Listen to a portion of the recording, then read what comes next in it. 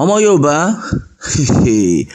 ó tún ti ṣẹlẹ̀ ara nǹkan tá à ń sọ rẹ̀ ṣebí lánàá ni olóyè Sunday Igboho jáde lẹ́yìn tí àwọn ajínigbé tí wọ́n jí àwọn aláboyún àwọn àbúrò ẹ̀ àti àwọn èèyàn kankan tí wọ́n jí wọn gbé ní ìlú Igboho tí olóyè Sunday Igboho jáde tán pé ẹ̀yin Fúlàní yìí ẹ mà ní bẹ̀rù mi rárá tó parọ́ pé ẹ̀yin Fúlàní yìí ẹ tún wọ ìlú Igboho èmi tó yẹ pé mo máa ń lọ káàkiri máa lọ ràn àwọn èèyàn lọ́wọ́ àwọn èèyàn tó bá jí gbé ní oríṣiríṣi ìlú so now ẹ tún wá gbé wá sí ìlú mi ṣé nítorí pé wọ́n mú mi mọ́lẹ̀ pé kí n má ti sọ̀rọ̀ pé lọ́wọ́ yìí eléyìí tẹ́ ṣe yìí kò ní ṣẹlẹ̀ kò lè continue lánàá ni ìròyìn yẹn jáde tí olóyè Sunday Igboho tó tún lọ bá gbogbo àwọn àgbààgbà Fúlàní tí wọ́n ń gbé ní ìlú Igboho tó lọ wọ́n nu pé mo mọ̀ pé ẹ mọ àwọn tí wọ́n ṣiṣẹ́ yìí o ẹ tètè kìlọ̀ fún wọn pé kí wọ́n dá àwọn tí wọ́n jí gbé yìí pòun fún wọn ní 2 hours lánàá yìí ni mo sọ yẹn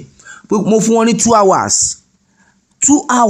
kí wọ́n fi dá àwọn tí wọ́n jí gbé yìí kí wọ́n fi dá wọn padà bí bẹ́ẹ̀ kọ́ mo máa yàwọ̀ gbó kò sí nǹkan tó fẹ́ ṣẹlẹ̀ lẹ́yìn tí olóyè Sunday Igboho jáde tó sọ ilé ọ̀pọ̀lọpọ̀ àwọn èèyàn wò pé olóyè Sunday Igboho tún ti bẹ̀rẹ̀ ní action la fẹ́ action ìwọ ní 2 hours at the end of the day olóyè Sunday Igboho sọ pé in fact ibi táwọn Fúlàní tí wọ́n ṣe dé àwọn tí wọ́n jí gbé yìí wọ́n tún ní kán lọ mú 150 million naira wá ó ní kò jọ bí olóyè Sunday Igboho ṣe fọwọ́ lálẹ̀ nìyẹn lánàá yìí ó fọwọ́ lálẹ̀ pé ẹ wo ẹ̀yin àgbààgbà Fúlàní ẹ̀yin gangan lẹ máa san owó yẹn bẹ́ẹ̀ ni owó tẹ ní káwọn arábì lọ mú wá yẹn pé àwọn tẹ jí gbé wọn ní 1 naira wọn ní fún yín ẹ̀yin bàbá wọn tẹ́ ń gbé nílùú Ìgbòho ẹ lọ wá owó yẹn kẹ́ san láàrin ara yín pé meanwhile àwọn tí wọ́n jí gbé kan tẹ̀ tí kọ́kọ́ lọ wá bí wọ́n ṣe máa sanwó ní ìmọ̀ye táwọn yẹn tẹ̀ kó lọ ṣùgbọ́n wọ́n ní pé ìgbà tó lọ according to olóyè Sunday Igboho ó ní wọ́n pa èèyàn kan tó tẹ̀ fẹ́ lọ sanwó yẹn tó fẹ́ gbowó lọ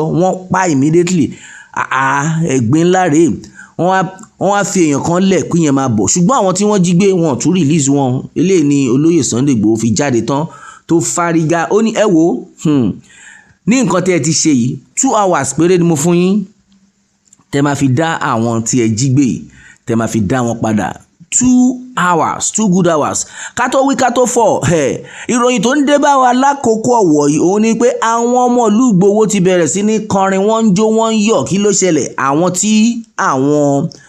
tí àwọn Fúlàní jí gbé yìí wọ́n ti release wọn lẹ́yìn tí olóyè Sunday Igboho tó fún wọn ní wákàtí 2 kí là ń sọ yìí kí ló wá ń ṣẹlẹ̀ ẹ̀yin ọmọ ìlú báwo lẹ ṣe rí sí gẹ́gẹ́ bí ìròyìn náà ti ṣe lọ́wọ́ ní residents of Igboho in Oyo State were thrown into celebration after a kidnapped family including a pregnant woman, her children and a sibling were reportedly released following a 2-hour ultimatum issued by Yoruba activist Sunday Adeyemo, popularly known as Sunday Igboho. And right now a video circulating on social media showed large crowds of residents singing, dancing and celebrating the return of the victims. ẹ̀yin ọmọ Yorùbá gbogbo ọmọ Nàìjíríà kí leléyìí kí ló kọ́ wa eléyìí fi hàn wípé ìbẹ̀rù Sunday Igboho òun ní ìpìlẹ̀ṣẹ̀ ọgbọ́n fún àwọn Fúlàní no wonder nígbà tó lè Sunday Igboho pariwo pé kí ìjọba kan jẹ́ kóun wọnú igbó yẹn lọ pé òun máa make sure pé àwọn Fúlàní wọ́n di ohun ìgbàgbé ṣùgbọ́n ọ̀pọ̀lọpọ̀ àwọn èèyàn rò pé entertainer lásán ni pé kàn lẹ́nu ni at the end of the day just ìkìlọ̀ tí olóyè Sunday Igboho kìlọ̀ fún wọn ó fún wọn ní 2 hours àwọn arábí kò ṣẹlẹ̀ rí tí gọ́fìnà gan bá ń pariwo pé ẹ gbọ́dọ̀ release wọ́n máa gbé sójà lẹ̀ wọ́n ní dá gọ́fìnà lóhùn ṣùgbọ́n òun ló ń ṣẹlẹ̀ yìí tí gbogbo àwọn tán jí gbé yìí tó jẹ́ wípé táwọn sójà gan tán tún try àti gbìyànjú pé ká tẹ̀ lọ rescue àwọn arábí wọ́n tún pa àwọn sójà ni nítorí pé wọ́n sẹ́ẹ̀tì àdó olóró sí gbogbo ọ̀nà ṣùgbọ́n kí ló dé tó fi jẹ́ wípé olóyè Sunday Igboho kàn sọ̀rọ̀ lásán eléyìí ó ní agbára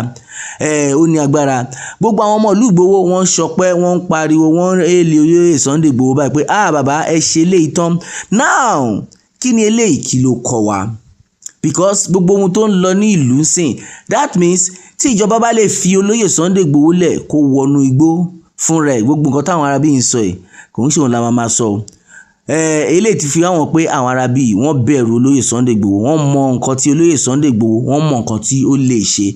Ara nǹkan tá à ń sọ leléyìí, ara nǹkan tá à ń sọ leléyìí. Now bí gbogbo ẹ ti ṣe ń lọ, gbogbo àwọn èèyàn ti ń pariwo síta pé ẹ wò, ẹ jẹ́ kí olóyè Sunday Igboho kó jáde tán sẹ̀ lórí ọ̀rọ̀ àwọn ọmọ tí wọ́n jí gbé ní ìpínlẹ̀ Ọ̀yọ́ yìí. Bẹ́ẹ̀ ni, ẹ jẹ́ kí olóyè Sunday Igboho kó jáde tán. Àbí kí ni èrò tiyín nípa gbogbo nǹkan tó ń ṣẹlẹ̀ yìí?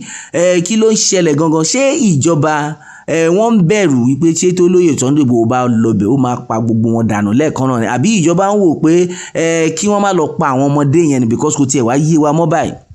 Bẹ́ẹ̀ ni, because ẹ mọ ẹni tó lè ṣiṣẹ́ yìí, ẹ mọ ẹni táwọn Fúlàní bẹ̀rù, kí ló dé tẹ́ fi mú lọ́wọ́ dúró?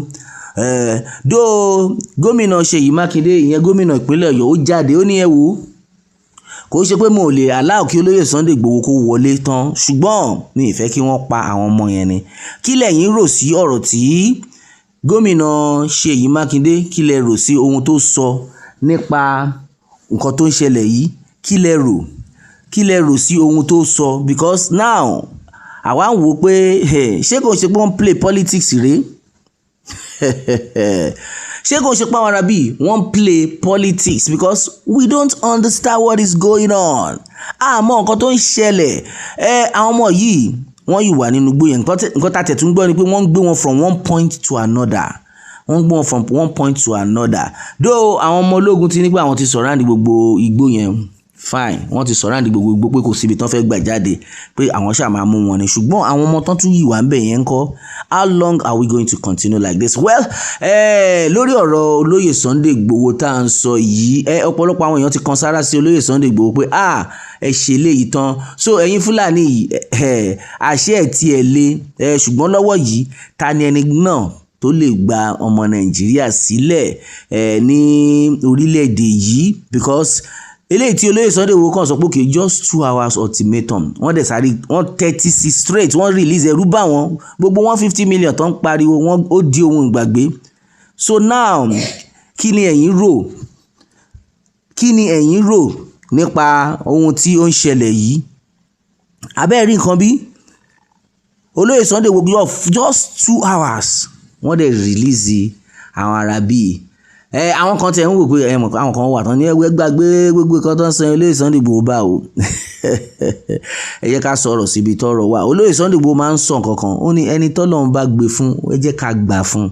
Ẹ gbà fún ẹni tọ́lọ́run fẹ́ lò kí nǹkan lè ṣẹnu rẹ̀. Meanwhile, tẹ́ bá ro ọ̀rọ̀ olóyè Sunday Igboho dáadáa, ó ní pé kò sí family member òun kankan ní Nàìjíríà o. Gbogbo àwọn ọmọ pé wọ́n lè já àwọn ọmọ òun gbé, bóun ṣe wà wọ́n lè jí òun gbé, wọ́n lè jí ìyàwó òun gbé because gbogbo wọn ṣé wọ́n fẹ́ lọ sí Germany lọ jí wọn ni. Ṣùgbọ́n gbogbo nǹkan tóun ṣe yìí, òun nǹkan tọ́lọ́run rán òun lòun ṣe. Téèyàn bá dẹ̀ ń sọ irú nǹkan bẹ́ẹ̀ yẹn, kẹ́ ti mọ̀ pé Ọlọ́run ló rán lóòótọ́. Pẹ̀lú gbogbo nǹkan tó ṣẹlẹ̀ sí olóyè Sunday Igboho, gbogbo bí wọ́n ṣe mú olóyè Sunday Igboho mọ́lẹ̀ and all that, tí wọ́n seize gbogbo business ẹ̀, ó tún láyọ̀, ó tún padà pé rọ́ṣẹ̀ máa gba àwọn èèyàn mi sẹ̀. Ṣé òun kọ́ ló ṣẹlẹ̀? Okay, ká assume pé Sunday Igboho kò sí ní Nàìjíríà tí wọ́n ṣe gbé àwọn aláboyún yìí, tí kò sí anybody tó lè jáde tó sọ̀rọ̀ fún wọn. Ṣé bí wọ́n ṣe máa jí wọn gbé nìyẹn? What are we now saying? Ẹ̀yin èèyàn wá, kí lẹ̀yin rò nípa gbogbo ohun tó ń ṣẹlẹ̀ yìí? Because bí gbogbo ẹ ṣe ń lọ yìí, àfikọ́ lọ́hùn kó ṣàánú wa ni. Kí ni èrò yín nípa 2 hours ultimatum tó lóyè Sunday Igboho fún àwọn arábì tí wọ́n dẹ̀ tètè tí wọ́n respond tán ní pé wo olóyè Sunday Igboho ó jẹ́wọ́ ni o? Kí lẹ rò sí nǹkan tó ṣẹlẹ̀?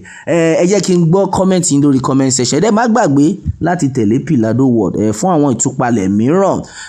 Kẹ́ remember láti share, kẹ́ like. Bẹ́ẹ̀ ni àníríjù báyìí lọ lórí eléyìí. Ó tún di ọjọ́ mi o, ọjọ́ rẹ ó dàbọ̀.